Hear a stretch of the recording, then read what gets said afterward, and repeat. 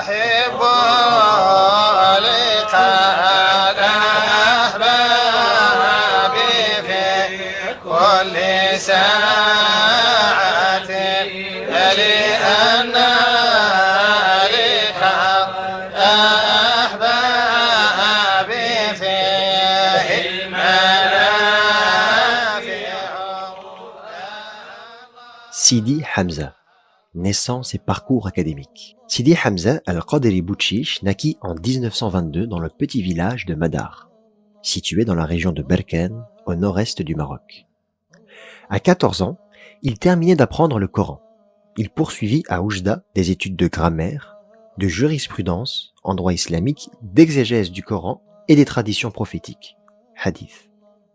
De retour à Madar, il approfondit encore ses connaissances livresques pendant 4 années auprès de 2 grands savants de Fès installés à la Zaouïa. Il poursuivit ses études ensuite dans la grande mosquée traditionnelle d'Oujda, qui était rattachée à la très réputée université Al-Qarawiyyin, la plus ancienne université au monde. Suite à ce parcours richissime, il fut chargé d'enseigner les sciences religieuses comme la grammaire, le droit et la biographie prophétique. Sidi Hamza dans la voie de l'initiation. Sa soif spirituelle allait être bientôt étanchée par la rencontre de celui qui allait devenir son guide, Sidi Abou Mediane, un lointain cousin vivant humblement dans les montagnes voisines des Beni Yesnasen et qu'il rencontra la première fois en 1939. Ce dernier accepta sur la demande de Sidi Abbas, père de Sidi Hamza, de venir s'installer à Madar, leur lieu de résidence. Les conditions extérieures furent ainsi réunies pour qu'une transmission d'un ordre subtil puisse s'opérer entre le maître et ses 2 nouveaux disciples. Cette nouvelle ère commença précisément en 1942. Sidi Abou Mediane avait une grande affection pour Sidi Hamza et lui confia un jour « Cet amour que j'ai pour toi, c'est celui que ressentait le prophète Jacob pour son fils Joseph. » Sidi Hamza resta 14 ans auprès de Sidi Abou Mediane, partageant ses repas, veillant sur sa santé et restant assidu dans la pratique du dhikr, et s'occupant inlassablement de la gestion des affaires de la Zaouïa. Durant ces années, il goûta à toutes les étapes de la progression spirituelle, jusqu'au plus haut sommet de la réalisation intérieure. Après la mort de Sidi Abou Mediane, Sidi Hamza devint, en même temps que son père, héritier du dépôt spirituel. Fils respectueux et disciple accompli, il n'assumera cependant les fonctions auxquelles il était destiné qu'au moment voulu par Dieu et dans le respect total des indications de son père. Sidi Hamza, le maître réalisé. Sidi Hamza s'enracina donc dans la voie avec un état de profonde humilité et un esprit de service, jusqu'au moment où il fut autorisé à prendre la direction spirituelle de la tariqa à la mort de son père en 1972. Sidi Hamza renouvela ainsi l'autorisation dans la pratique du dhikr dans ses différentes facettes. Lecture du Coran, prière sur le prophète paix et salut sur lui, notamment à travers la lecture du recueil des prières sur le prophète Dalaïl al-Khayrat, Al-Latif, Al-Istighfar, ainsi que d'autres formules. Si le chemin de Sidi Abou Mediane était placé sous le signe de l'épreuve et de la rigueur, celui de Sidi Hamza s'inscrivit autour de la miséricorde et de la beauté.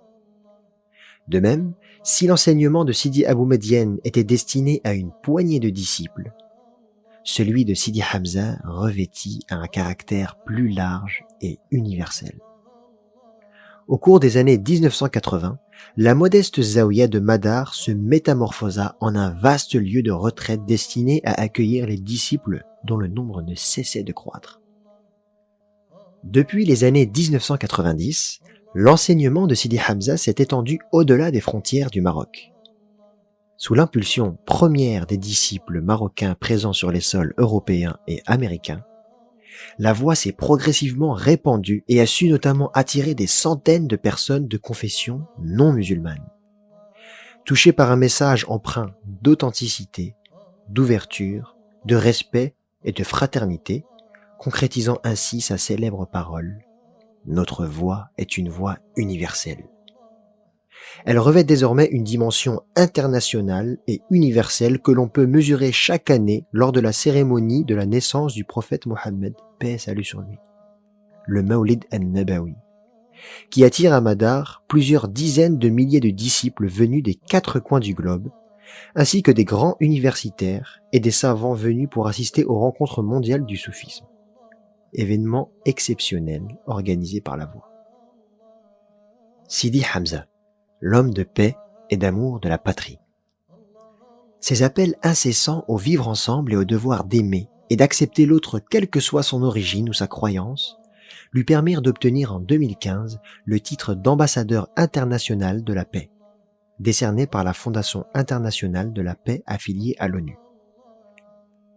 À ce propos, on lui doit cette autre célèbre parole: aimer toutes les créatures, quelle que soit leur religion, leur race ou leurs opinions.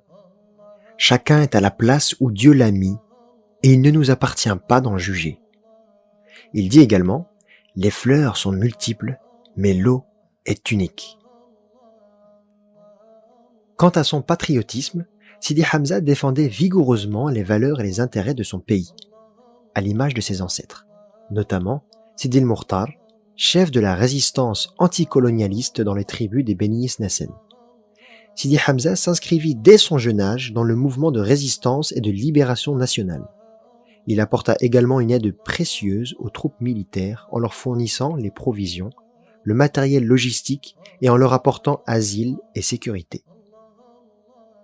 Son soutien inconditionnel et désintéressé aux valeurs fondamentales de son pays, et notamment de la monarchie religieuse, Imarat al-Mu'minin, a toujours dicté ses actions et son appel aux disciples d'aimer le roi, de prier pour lui ainsi que pour le pays pour l'accroissement de ses richesses et la préservation de ses frontières. La lettre de Sa Majesté le roi Mohammed VI, adressée suite à son décès, atteste à cet effet des valeurs spirituelles de cet homme. Il dit notamment: sa confrérie était l'une des sources de purification spirituelle empruntant la voie du juste milieu à laquelle nous appelons en notre qualité de commandeur des croyants.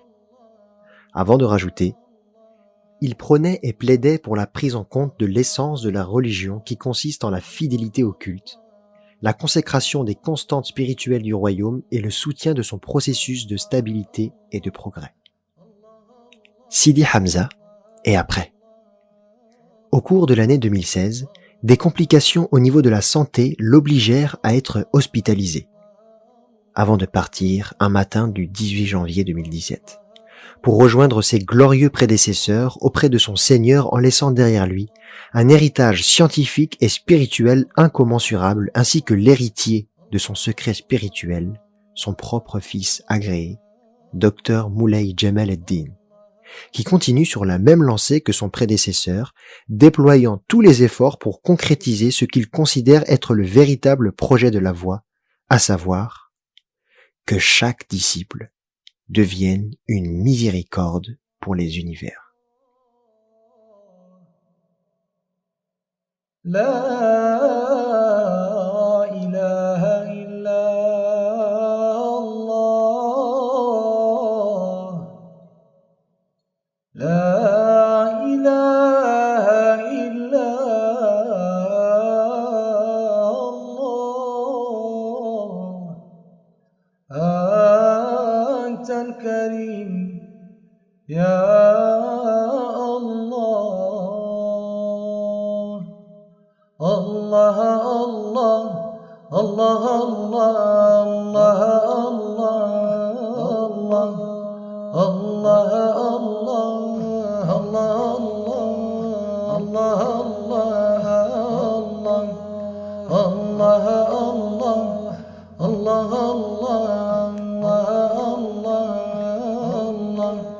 يا حمزة الخير والأسرار والعجب وسكرات النفس بين الماء والحبب ومعدن الشوق من نور ومن ألق ومجمع النور من شمس ومن شوب محب أتاكم بعد مخمصة تساقطت روحه من غير ما سبب.